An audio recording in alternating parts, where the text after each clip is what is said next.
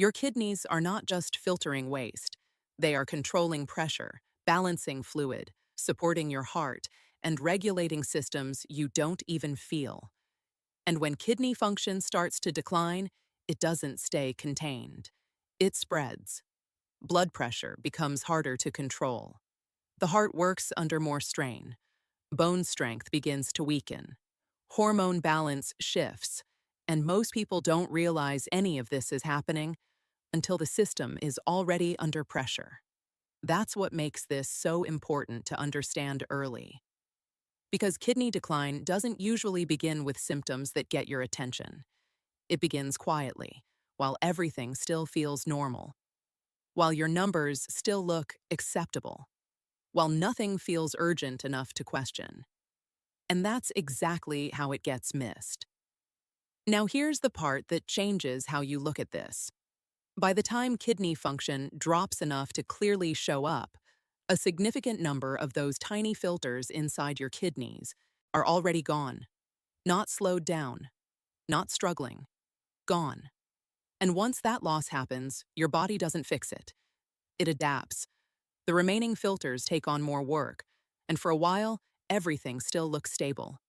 You feel fine. Your routine doesn't change. That's what makes this so deceptive. Because the system is working harder behind the scenes, while everything on the surface feels the same. Let me explain this in a way that actually connects. Each kidney is made up of millions of tiny filtering units called nephrons. Each one works independently, handling pressure, fluid balance, and waste removal. When all of them are functioning, the workload is evenly shared. Nothing is under strain. But when some of them stop working, and this happens gradually, the rest don't slow down. They pick up the extra load, and that's where the pressure starts to build. Not all at once, quietly, repeatedly, over time. This is why kidney decline almost never feels sudden, even when it looks sudden on paper. What you're seeing is the moment it becomes visible, not the moment it started. I'm Dr. Olivia Kesson, cardiovascular surgeon, and this is one of the patterns that becomes very clear over time. The damage doesn't announce itself early. The awareness comes later. So the real question isn't what happens after kidney disease shows up. The real question is what has been quietly stressing your kidneys long before that point. And this is where most people are surprised, because it's not something extreme. It's not something rare. It's something familiar, something that feels completely routine, something most people are doing without thinking twice. Pain relievers, medications for headaches, joint pain, back pain. They work. That's why people trust them. But at the same time, something else is happening that you don't feel. These medications block signals that help keep blood flow steady inside your kidneys. So while your pain improves, blood supply, too, those tiny filters can drop. Not enough to notice in the moment, but enough to matter when it keeps happening. Now here's where most people get it wrong. It's not about one pill. It's about the pattern. One dose doesn't create a problem. Occasional use usually doesn't create a problem. But when it becomes routine, when it becomes daily, that's when the direction changes.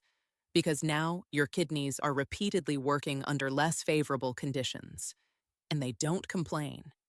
They just adapt, again and again. And think about your own routine, not in theory, in reality. How often do you reach for something for pain without really thinking about it? That's the moment most people overlook.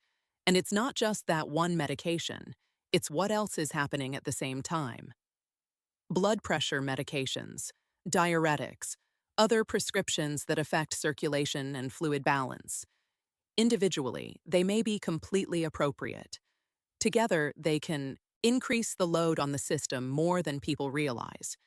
You don't feel that happening. But internally, the pressure builds. And then there's another category that surprises almost everyone. Heartburn medications. These are taken every day by millions of people. And they work. Symptoms improve quickly. So people stay on them. Weeks turn into months. Months turn into years. And here's the part that gets missed. These medications manage the symptom. They don't fix the reason the symptom showed up in the first place. So the exposure continues, quietly, consistently, over time. And this is where kidney stress often builds in a way that doesn't feel connected at all. Now step back and look at the pattern. This isn't about one bad decision. It's about repetition. Small, normal, everyday actions that slowly change the environment your kidneys are working in. And because nothing feels extreme, nothing feels urgent, it keeps going. That's how this develops, quietly. And that's why it matters now, not later. Because once you can see the pattern, you start asking a different question. Not what's wrong with my kidneys, but what have my kidneys been dealing with every single day? And this is where it shifts again. Because what you take is only one part of the picture. What you eat every single day plays just as big of a role in how much pressure your kidneys are under. And most people are putting that pressure on without realizing it at all. Let me ask you something you probably haven't thought about this way. After you eat, how much work do you think your kidneys actually have to do? Not calories, not weight, the workload. Because this is where things quietly start moving in the wrong direction for a lot of people, and it doesn't feel like anything is wrong when it's happening. Every meal changes fluid levels, sodium balance, and pressure inside your bloodstream. And your kidneys are the ones adjusting all of that in real time. They don't pause. They don't skip a beat. They just keep adapting. Now here's where it shifts. It's not one meal that matters. It's the direction your meals take every single day. And most people are moving in the same direction without realizing it. Think about a normal day. Breakfast is quick, lunch is convenient, dinner is decent, but still not perfect. Nothing extreme. Nothing that feels unhealthy. But across that day, sodium keeps stacking up. Not from the salt shaker. From everything that's already prepared before it even reaches your plate. Packaged foods, restaurant meals, sauces, deli items, things that don't taste overly salty but add up fast. Now here's the part most people miss. Sodium doesn't just sit in your system. It pulls water into your bloodstream. That increases volume. More volume means more pressure inside your vessels. And now your kidneys have to manage that pressure. Not once. All day. Every day. That's where the strain begins. Quietly. Now, this is one of the most consistent patterns we see in people whose kidney function slowly declines over time. Not extreme diets, not obvious mistakes. Just a steady pattern of slightly elevated pressure that never fully settles. And over time, that pressure affects the smallest filters first. You don't feel that happening, but it's happening. Now here's where it changes again. When sodium intake stays high, potassium intake usually drops, and that imbalance matters more than most people realize. Because potassium helps blood vessels relax. It helps counter the tightening effect that sodium creates. Without enough of it, vessels stay more constricted than they should, and when vessels stay tighter, pressure stays higher. Now you've got two things happening at once. More fluid in the system, and more resistance in the vessels. That combination increases the workload on your kidneys every single day. Not dramatically, just enough to matter over time. And think about your own routine for a second. Not the ideal version, the real version. Where does most of your food actually come from? How much of it is prepared before you ever touch it? Because that's where this pattern hides. And once you see it, it's hard to ignore. Now here's another piece that doesn't get talked about enough. It's not just sodium. It's everything your kidneys have to filter out after those meals. Processed foods come with additives, preservatives, compounds your body has to break down and remove. And your kidneys are handling that cleanup. Every time. So now it's not just pressure, it's workload. More to filter, more to process, more to clear. And when that repeats day after day, it adds to the same quiet strain. This isn't theory. It's something we see consistently in real patterns over time. Now think about this in the simplest way possible. If something in your body is working harder than it should, every single day, for years, what happens to it? That's the question most people don't ask early enough, because everything still feels normal. And that's exactly why the pattern continues. And this is the part people rarely connect. It's not just what you eat, it's what happens after you eat. How your body moves blood, how quickly pressure adjusts, how long glucose stays elevated. And one of the biggest factors that controls all of that is something most people don't think about at all in relation to kidney health: movement. Or more specifically, how little of it is happening throughout the day. Because when movement drops, circulation slows, pressure stays elevated longer, and your kidneys are left managing a system that's not resetting the way it should. That's where this goes next. Let me ask you something you can check right now without overthinking it. How long do you usually go during the day without getting up and really moving? Not exercise, just movement. Because this is where things quietly shift again, and most people don't connect it to kidney health at all. When your body stays in one position for long stretches, circulation doesn't stop, but it changes. Blood flow becomes less dynamic. Pressure doesn't adjust as quickly. And your kidneys are left working with a system that isn't moving the way it should. You don't feel that as a symptom. It just becomes your normal. And that's exactly why it matters. Now here's where it changes. Movement isn't just about muscles or joints. It directly affects how blood moves through your vessels. When you move, even lightly, blood flow increases, vessels open more effectively, and pressure distributes more evenly. That takes pressure off your kidneys. When you stay still for long periods, the opposite happens. Vessels stay tighter, circulation becomes less responsive, and pressure tends to stay elevated longer than it should. Not dramatically, just enough to matter when it repeats every day. This is one of the most consistent patterns we see over time in people whose kidney function gradually declines. Not inactivity in an extreme sense, just not enough movement to keep the system responsive. Now think about a typical day. Sitting at breakfast, sitting in the car, sitting through the afternoon, sitting in the evening. Hours add up quickly. And during those hours, your kidneys are still filtering, still balancing fluid, still adjusting to pressure changes that aren't being supported by movement. That's where strain begins to build. Quietly. Now here's the part most people miss. After 60, the body doesn't adapt the same way it used to. Blood vessels are less flexible. Pressure doesn't adjust as quickly. That means the system depends more on regular movement to keep things balanced. Without it, pressure stays higher for longer periods. All filters inside the kidneys feel that exposure over time. Again, nothing you feel directly. But it adds up. It's not about going to the gym. It's about how often your body is staying still when it should be moving.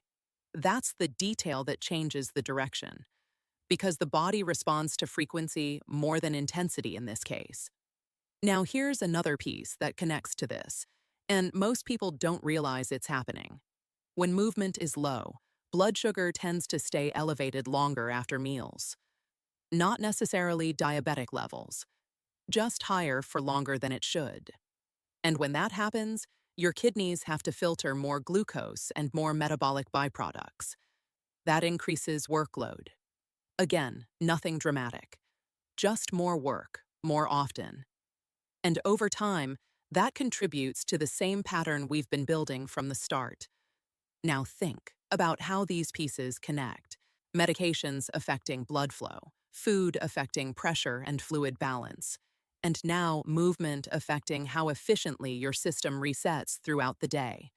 None of these on their own feel like a problem, but together they shape the environment your kidneys are working in every single day. And that environment determines how long those filters can keep doing their job. Now, here's where it becomes more noticeable in everyday life, even if you don't connect it right away. You might notice your legs feel heavier by the end of the day. Socks leave deeper marks than they used to. Shoes feel tighter in the evening. These don't feel like kidney issues, but they're part of the same system. When circulation slows, fluid doesn't move as efficiently. It settles. And that feeds back into how your kidneys have to manage fluid balance. This is not random. It's a pattern. Now, this is the key point I want you to really take in.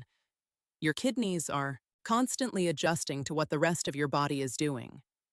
If circulation is active, pressure is balanced, and movement is regular, the system runs more smoothly. If those things are off, even slightly, and stay that way, your kidneys compensate. And compensation over time is what leads to wear. That's how this develops. Quietly.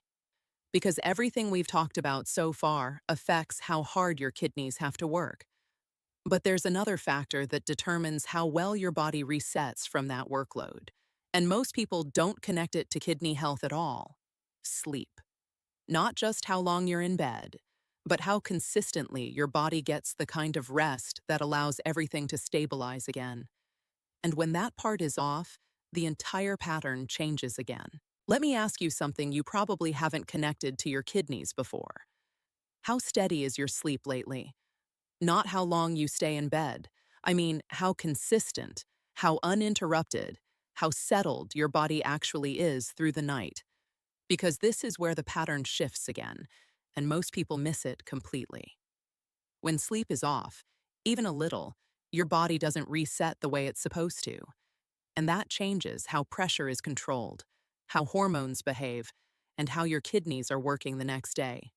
You don't feel that connection directly, but it shows up in how the system carries stress forward instead of clearing it. Now here's where it changes.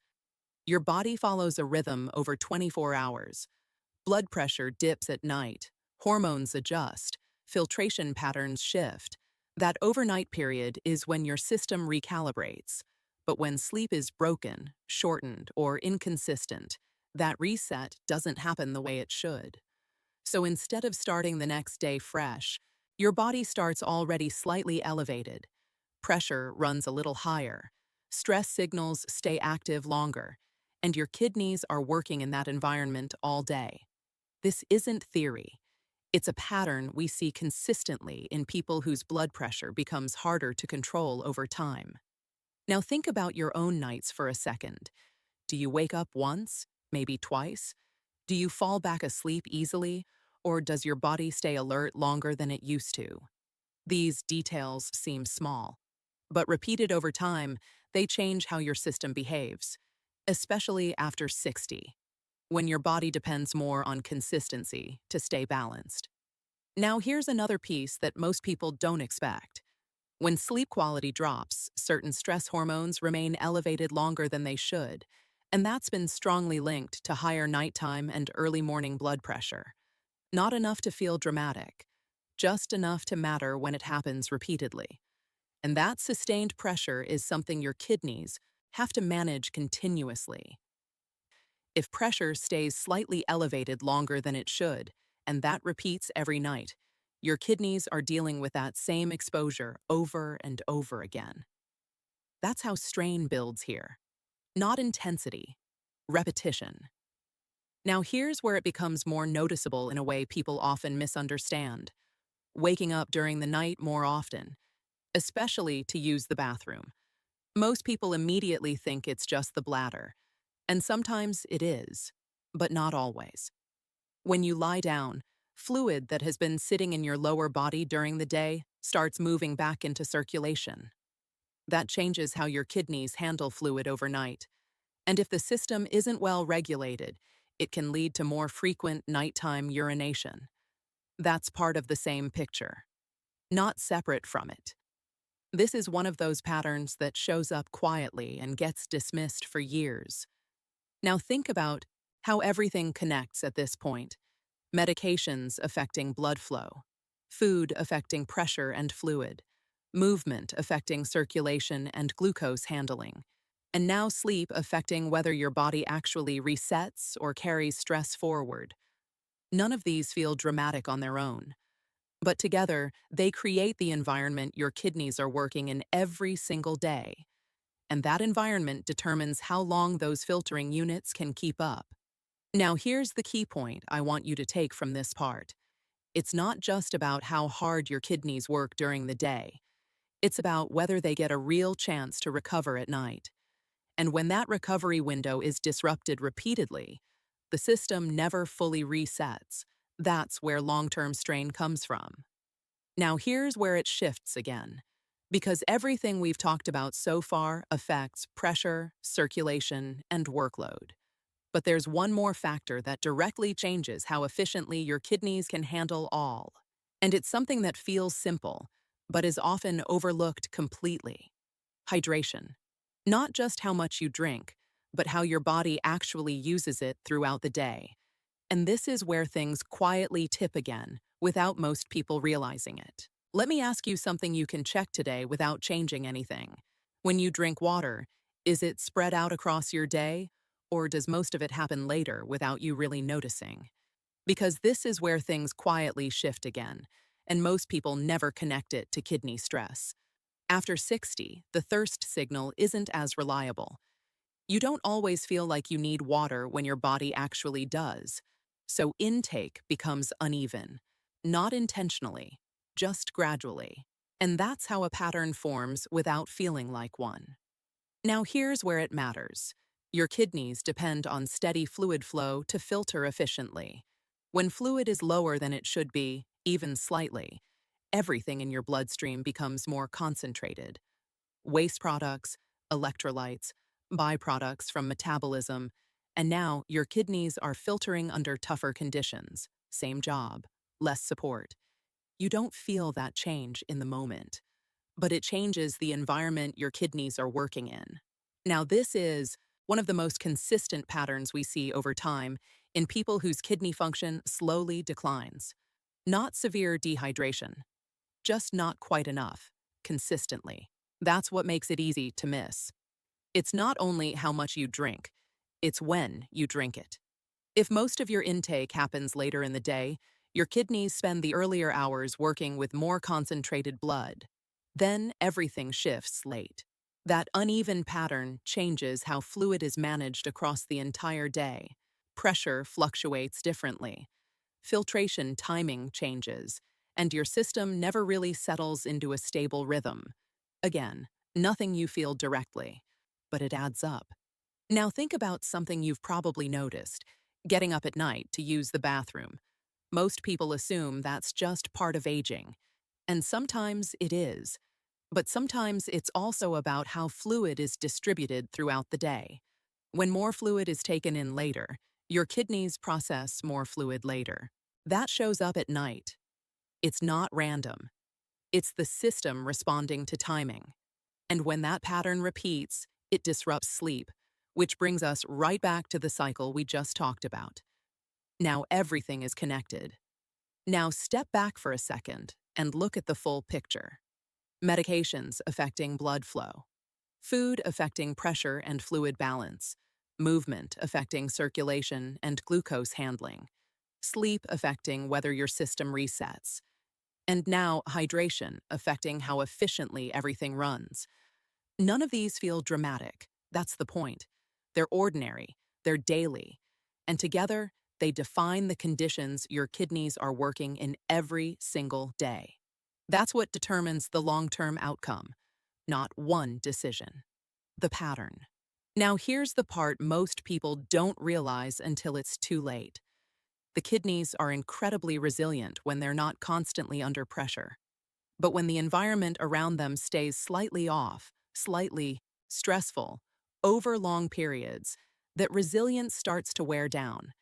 And because it happens quietly, most people don't recognize it until the system can't keep up the way it used to. That's when it becomes visible. But by then, it's no longer early.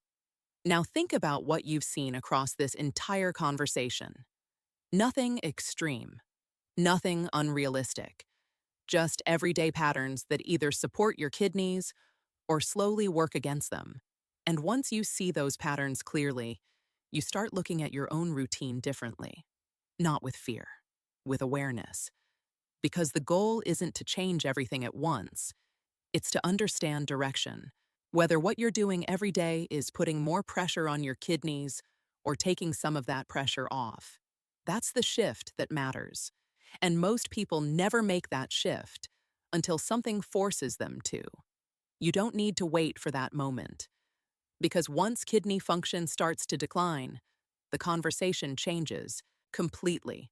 It becomes about managing loss instead of preventing it. And those are two very different paths. So here's what I want you to take with you. Your kidneys don't fail out of nowhere. They respond to the environment you give them, day after day, year after year. And the patterns that feel the most normal are often the ones doing the most behind the scenes. Once you see that, you don't unsee it.